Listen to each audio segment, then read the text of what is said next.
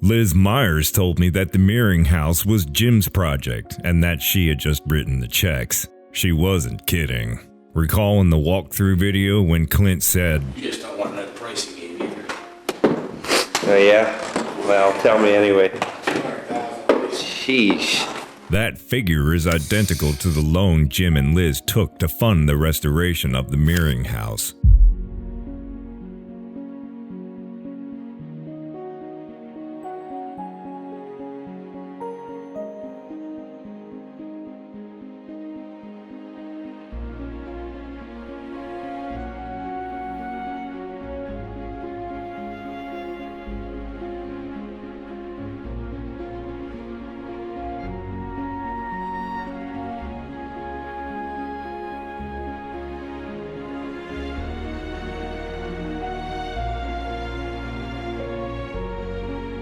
Jim's first quote on March 21st, 1999 was from Home Inspector IHI Services. He quoted $9,450 for such items as shoring up and repairing the porch, which included replacing the floorboards and removing the 2 front stair steps.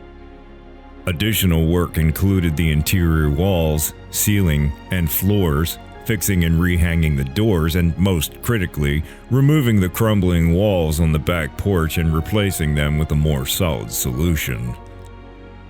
The second quote came 2 days later on March 23rd for electrical work.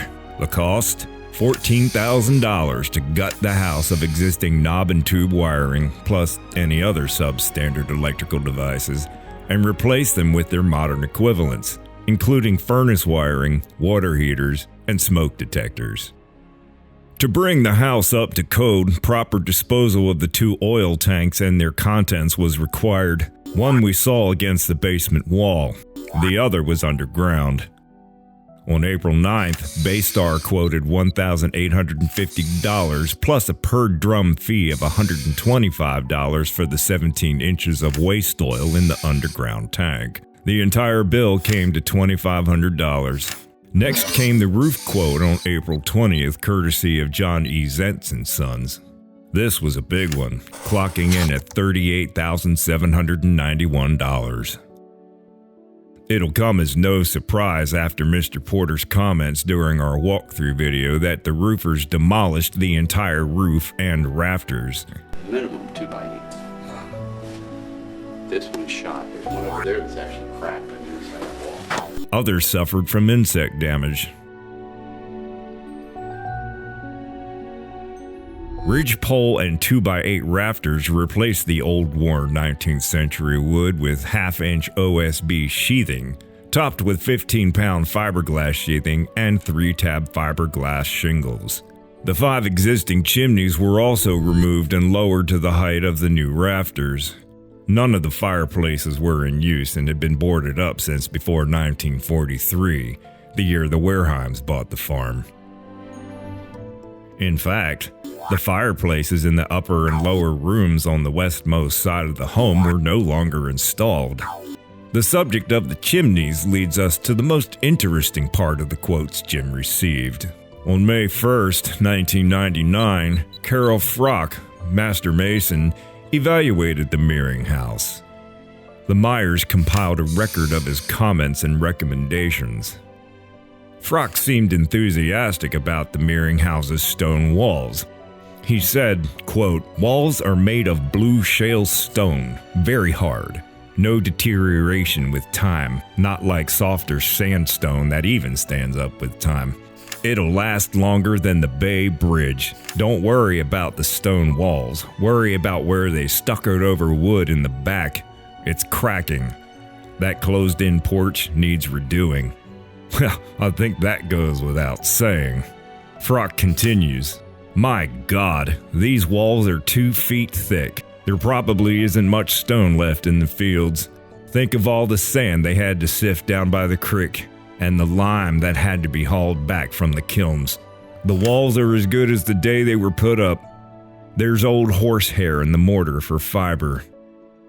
5 huge chimney bases give it even more strength.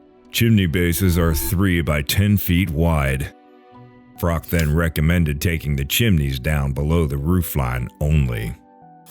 A closer observation of the blue shell stone used to build the wall show they're not the shape that roll outward if the mortar base was taken away. The stones are very flat, they are wider and thinner than bricks, thus making any slippage or creep minimal if there was little mortar. Frock could find no missing stones, and mortar loss was relatively minimal, especially compared with the 24-inch thickness of the outside walls, except for the kitchen and the master bedroom. We understand the reason.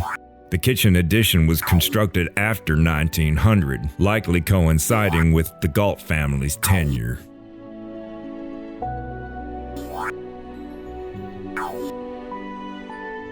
Take another look at the doorways and windows of the original sections of the Meering house.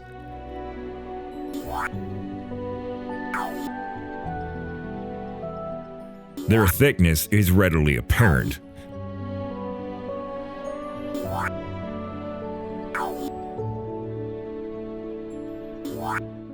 Jacob Meering built his home to be a fortress. Frock's concluding remarks possess both poignancy and a touch of humor. He said, quote, "When these stone walls go, this old ball of mud will be in sad shape." Well spoken, sir. Well spoken. 5 days later, on May 6, Jim enlisted a professional engineer to review the house and make recommendations.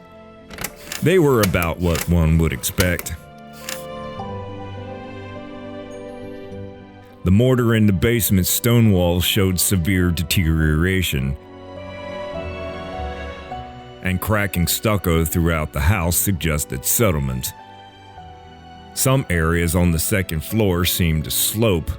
Inspectors found some decay at the bases of several wood columns supporting the first floor, requiring repair. Significant portions of the porch required repair or replacement, particularly the stone piers, due to mortar deterioration. On September 16, 1999, Jim and Liz bought the Meering house for $75,000 and took out a construction loan agreement for $205,000, nearly the figure Clint's father had predicted. Jim began planning the work to be done over 4 phases. The first was the right-of-way phase, spanning 4 months into January 2000. The projects implemented throughout 2000 constituted Phase 2. Phase 3 comprised tasks designated for 2001, and Phase 4 encompassed future projects. 2 days after securing the construction loan on September 18th, Jim accepted the contracts to begin Phase 1. One element of the project involved the replacement of all 38 windows, a task undertaken by Garrett Home Improvement Contractors for $10,640. Windows installation began after John Zentz completed the roof on November 16, 1999. Zentz then postponed the house siding contract until Garrett installed the new windows. An October 7th quote from Westminster Painting and Papering to paint the exterior stucco with Duron tinderbox would cost $1,163. The interior of the home would cost $3,500. On October 19th, Jim contracted Jerry Stahl's Floors to complete the sanding, staining, sealing, and finish of all existing wood floors, stairways, treads, and risers, costing $5,100. Those contracts were all completed by December 31st, 1999, except for the electrical, which was completed in April 2000. Master electrician Randy Seeley, who performed the work, said, "There is not one piece of old wiring. It's brand new grounded Romex." The installation of a gas furnace and a 2-zone air conditioning system followed to the tune of $23,800. At some point, the exact date is unknown, the Meering house was zoned into 2 residences, each with a separate address, 415 and 413. The reunification of the 2 addresses required permitting from the county and a substantial deal of work involving 3 departments: building, plumbing, and electrical. The home's 2 halves were each independently supplied with electricity. Each also had independent plumbing with its separate water heaters.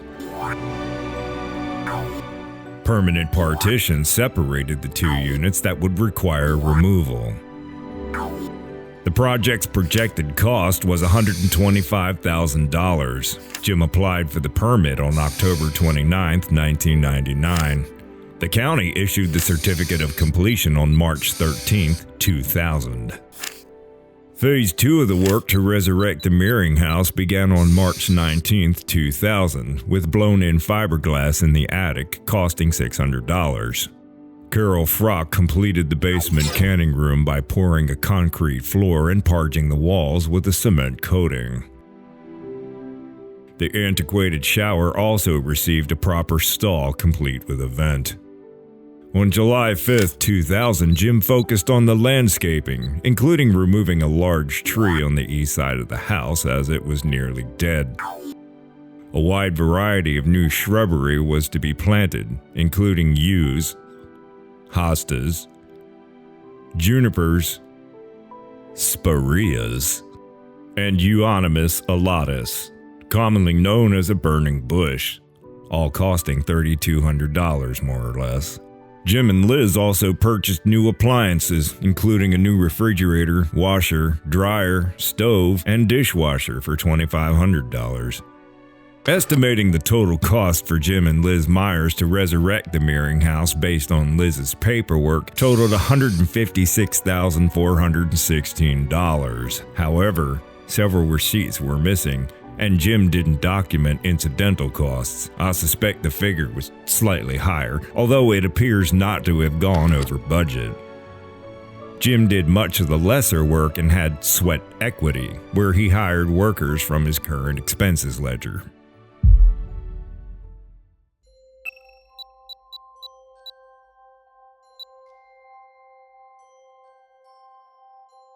For most of this documentary, we've seen video and glimpses of the Meering House at her worst.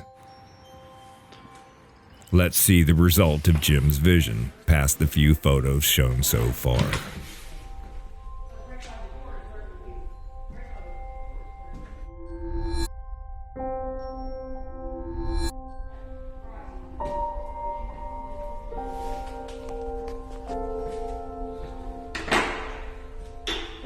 The old pantry has now become a walk-in closet.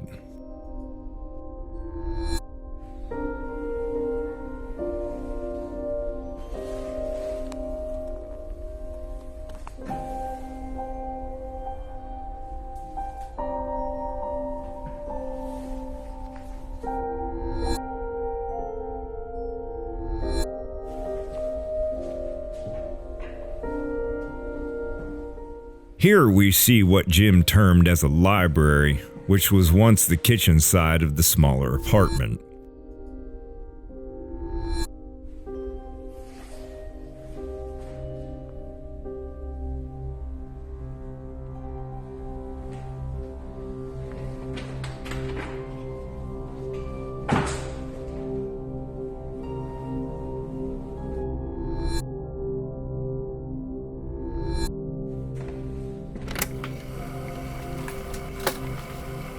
The downstairs enclosed porch is now a laundry room / foyer.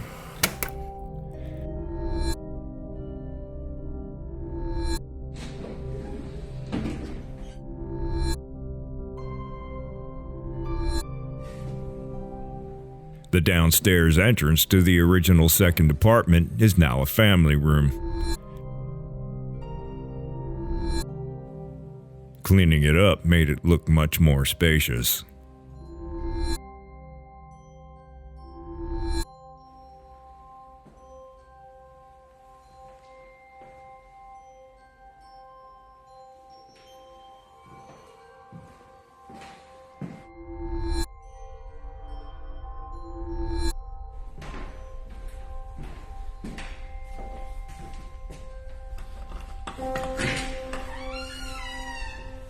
The restored wraparound porch is absolutely gorgeous. Replacing the original pair of stairs off the front side is a single set leading off the west side of the porch.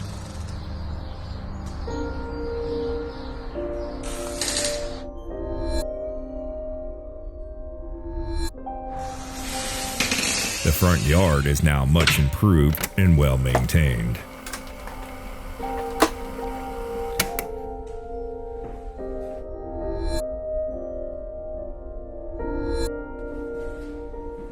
The living room entrance has been restored to a proper doorway.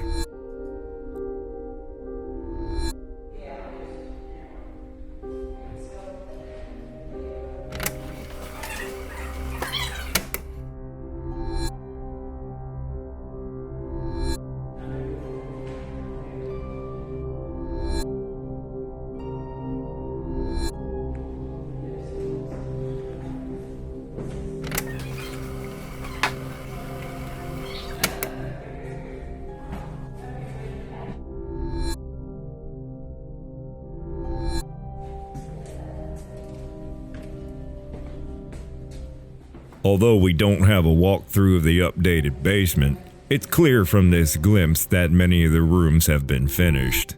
The low-hanging support beam with the lower your head warning also appears to have been removed.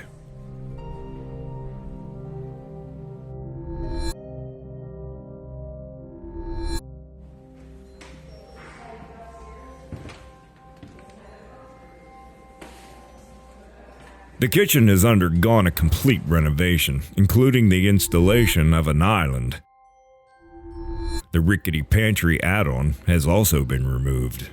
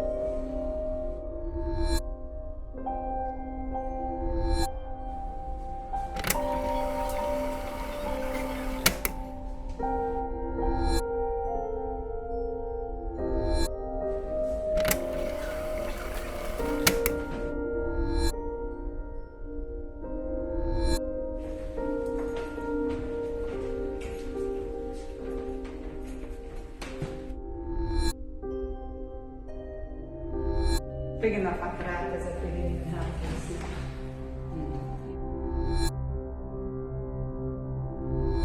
No. I'm fine. That's what I said.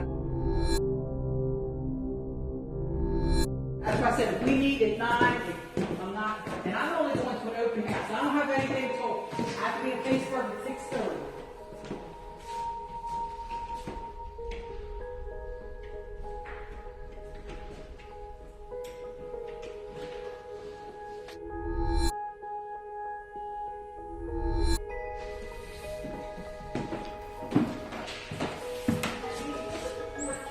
The upstairs bathroom also benefited from some much needed updates, including a new shower stall in lieu of the old bathtub.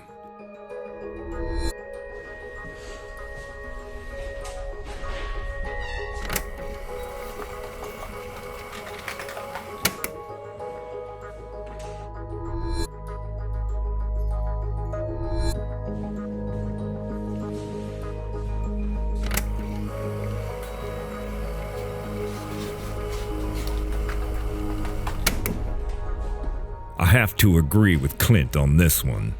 Had the restoration been my project, I'd have made this room an enormous bathroom and restored the opposite side of the stairway to a viewing area.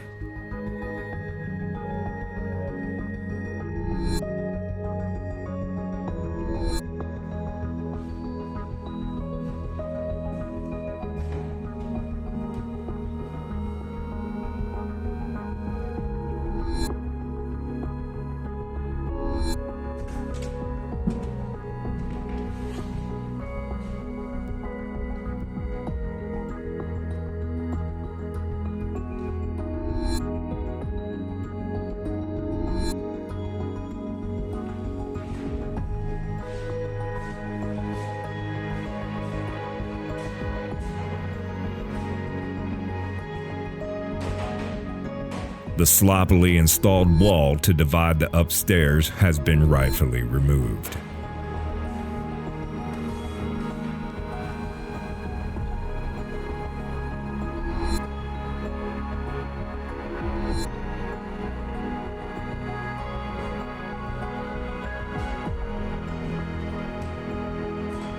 A half bathroom has been added to this upstairs bedroom.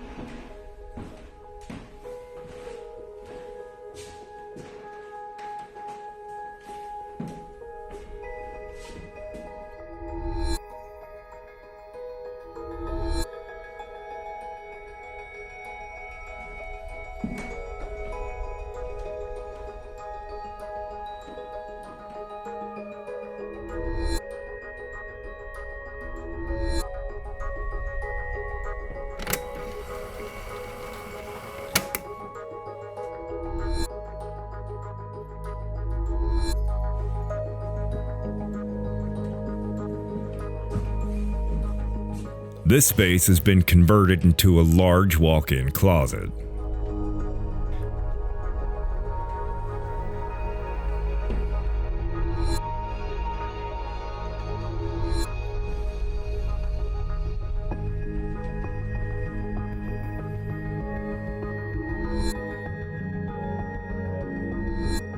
Jim's plan for the upstairs section of the enclosed porch was for a computer room.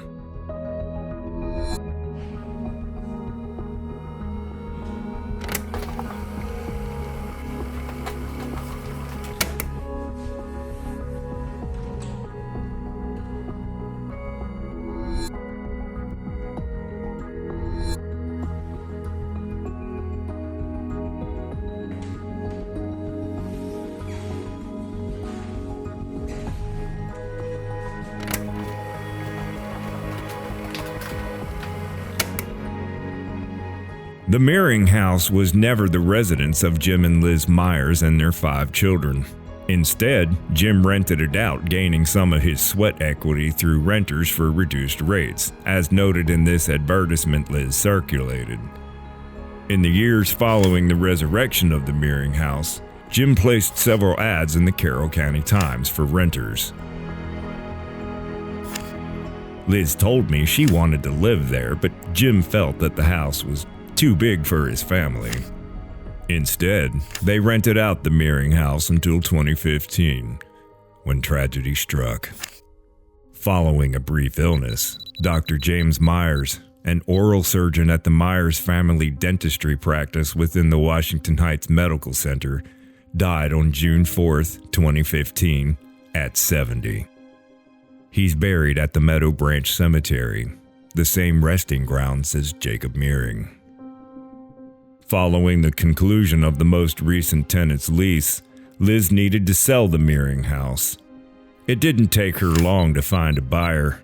On July 29, 2016, Hank and Amy Adams bought the Meering house for $280,000.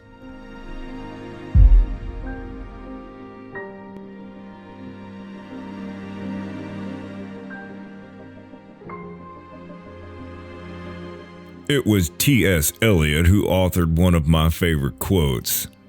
What we call the beginning is often the end, and to make an end is to make a beginning. The end is where we start from. The end of the Myers' work was the beginning of the Adamses. They would make the Meering house their forever home and take it to the next level. Jim's resurrection would become Hank and Amy's utopia.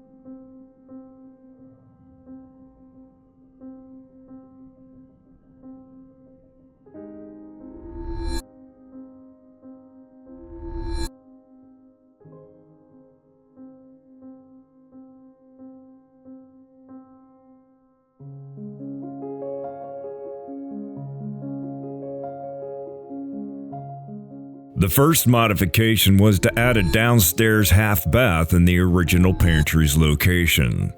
This was a necessity since the Meering house had no ground level facilities, only 2.5 upstairs and 1 in the basement.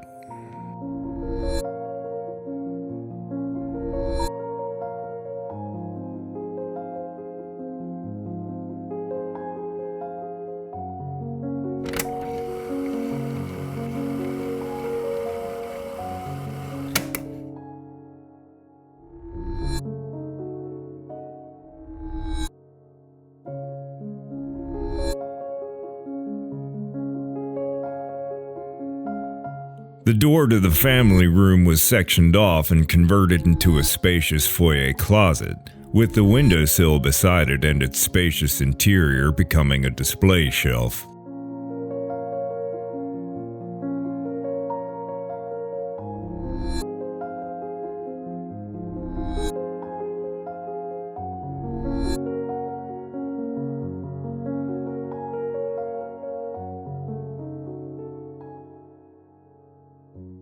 The west side winder stairs to the upstairs bedroom were repainted with a new color scheme.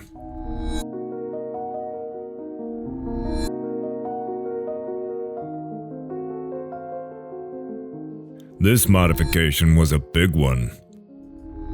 The Adamses removed the wall between the library and the family room, creating a much larger living room. This required removing the center winder stairwell and converting the remaining space into a closet. Here we see precisely how significant this new room is in removing the vast divide between the two former rooms.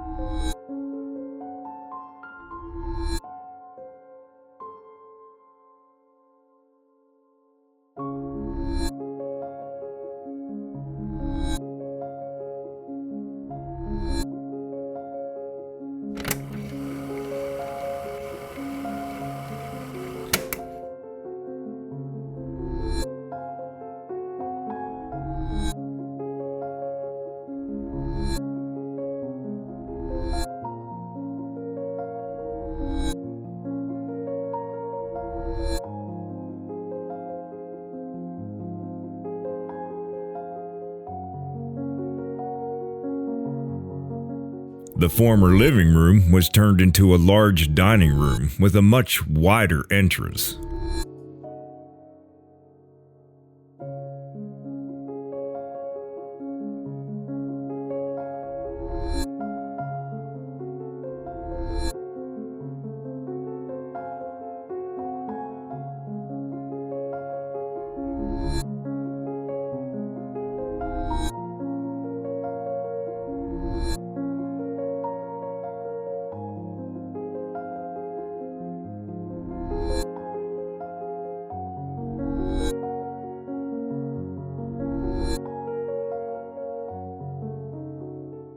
They removed the wall from the original fireplace, restoring the original brick structure.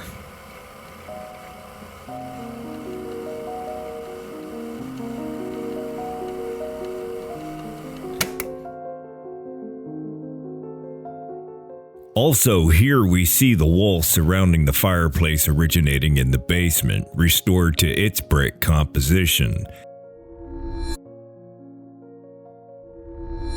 including the restoration of the second fireplace, which was not seen in previous walkthroughs.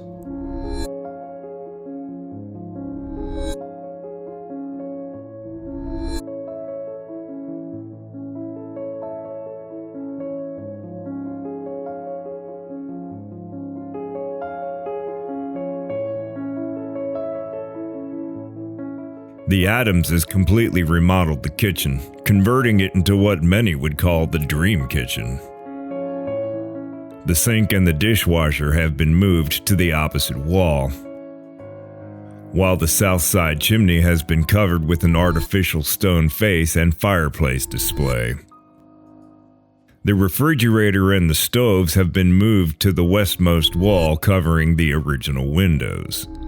The kitchen, along with the other rooms, have been fitted with recessed lighting.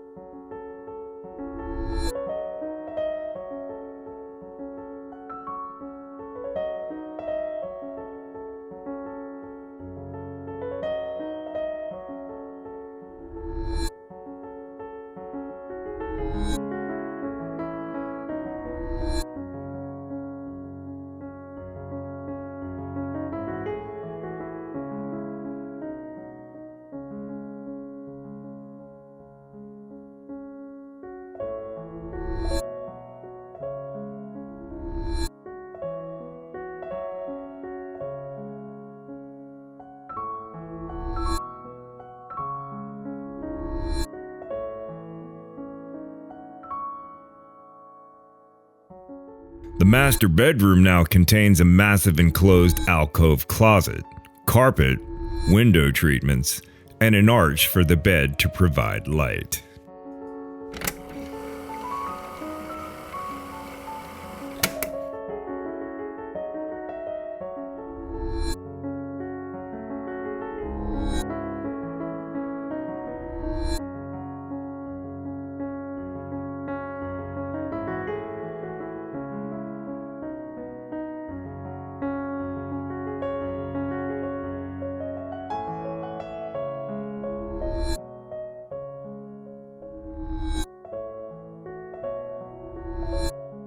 Replacing the previous standard shower is this gorgeous glass walk-in shower.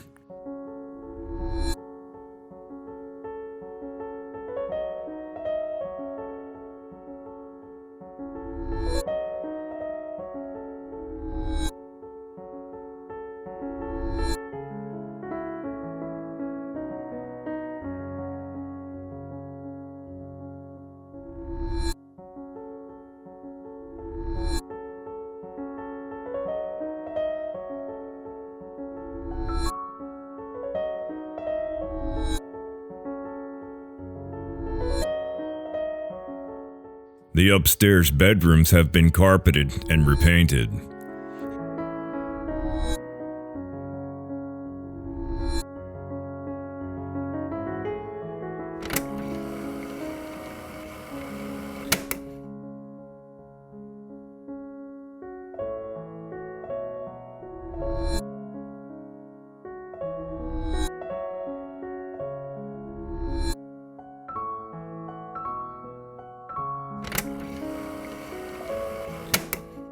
Here, we see the former doorway to the center stairs and the other bedroom, which has been removed and walled over.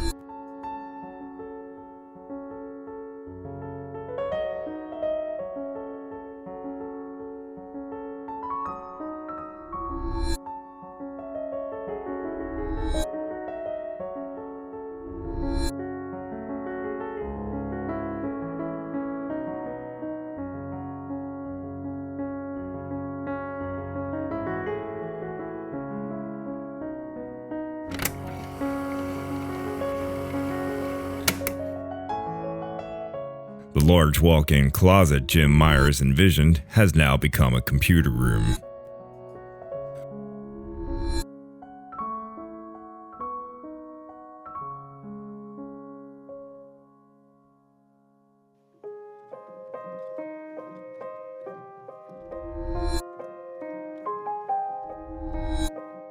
A partition in the center bedroom has resulted in a smaller room, a new hallway, and an updated bathroom.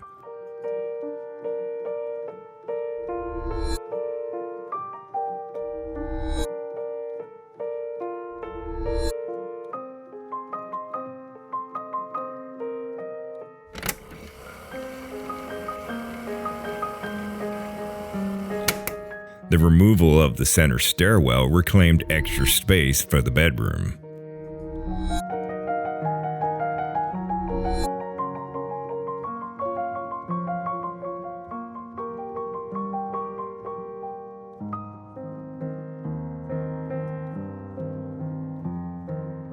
The Adamses removed the half bath Jim installed here, converting the space into a closet.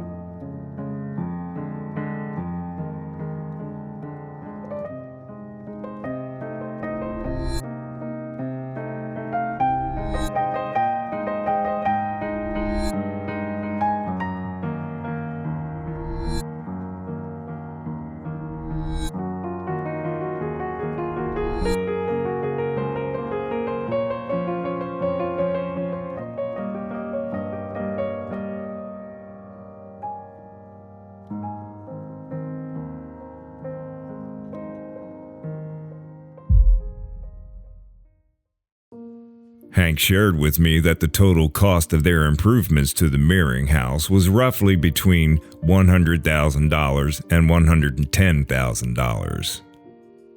$60,000 went toward the renovated kitchen. $25,000 went toward the living room and the dining room, with the remainder used for the bathroom, carpets, and upgrades for the remaining rooms. In April 2023, the Adamses accepted a job opportunity outside of Maryland, necessitating the sale of the Meering house. By the end of June, they'd sold the home to the family that currently resides there as of 2025, leaving behind what they dreamed of as their forever home. They accomplished their utopia, passing it on to a new family who loves the Meering house as much as they did. As much as Jim and Liz Myers did, as much as the Wareheims did, as much as I still do.